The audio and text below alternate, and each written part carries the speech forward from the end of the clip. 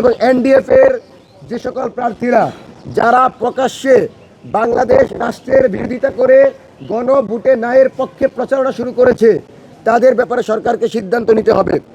সরকার সুরভিকে গ্রেফতার করতে পারে, মাহাদিকে গ্রেফতার করতে পারে, কিন্তু জেএম কাদের দিনে দুপুরে বাংলাদেশের বিপরীতে গিয়ে গণভোটের বিপক্ষে কথা বলে আর তাকে গ্রেফতার করতে পারে না। সরকার বাংলাদেশের জনগণের সাথে উপেক্ষা করে এদেশের কামার কুমার জেলে চাষার প্রতিনিধিদের বিপরীতে গিয়ে কোনো দ্বৈত নাগরিককে বৈধতা দিতে পারে, কোনো দ্বৈত নাগরিককে নির্বাচনে এনে নির্বাচনকে প্রশ্নবিদ্ধ করতে পারে।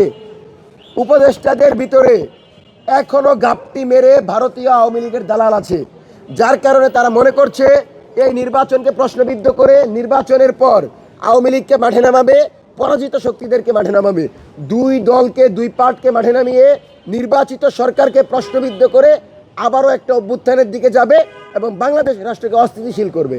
আমরা কোনোভাবেই কোনো প্রক্রিয়ার মধ্য দিয়ে বাংলাদেশে আওয়ামী লীগকে বৈধতা দিতে চাই না। আমাদের প্রশ্ন হচ্ছে, আমাদের জানার বিষয় হচ্ছে, এই সরকার কি সুষ্ঠু অবাধ নিরপেক্ষ নির্বাচন চাই না কোনো দলের কাছে ক্ষমতা হস্তান্তর করতে চাই? আমাদের প্রশ্ন, মঞ্চ 24 বাংলাদেশের কোনো রাজনৈতিক দলের দালালি করার জন্য বসে নাই। জামাতকে যেমন প্রশ্ন করতে পারি, বিএনপিকে প্রশ্ন করতে পারি, এনসিপিকে প্রশ্ন করতে পারি, বাংলাদেশের ফ্যাসিবাদ বিরোধী সকল দলের যে ভুল থাকবে সেই ভুলের সমালোচনা করে গণতান্ত্রিক কাঠামোকে প্রতিষ্ঠিত করার লক্ষ্যে মঞ্চ 24 কাজ করে যাবে। কোনো দল যদি আমাদেরকে পরামর্শ দিতে আসে, প্রকাশ্যে সেই দলের মুখ উন্মোচন করা হবে। কোনোভাবেই কোনো দলের এজেন্ডা নিয়ে আমরা কাজ করতে রাজি না। এবং বাংলাদেশে শহীদ শরীফ ওসমান হাদি হত্যাকাণ্ডের বিচার ছাড়া কোনোভাবেই আমরা বিচার প্রক্রিয়া, বিচারের সংস্কৃতি শুরু হবে বলে মনে করি না। এই সরকারের মিলিটারি ইন্টেলিজেন্সের ভিতরে যদি আজকে সংস্কার করা হতো, আপনি দেখেন আমি ফাহিম ফারুকী কোথায় যাই সেই তথ্য তাদের গোয়েন্দা সংস্থা খুঁচায় খুঁচায় বের করতে পারে।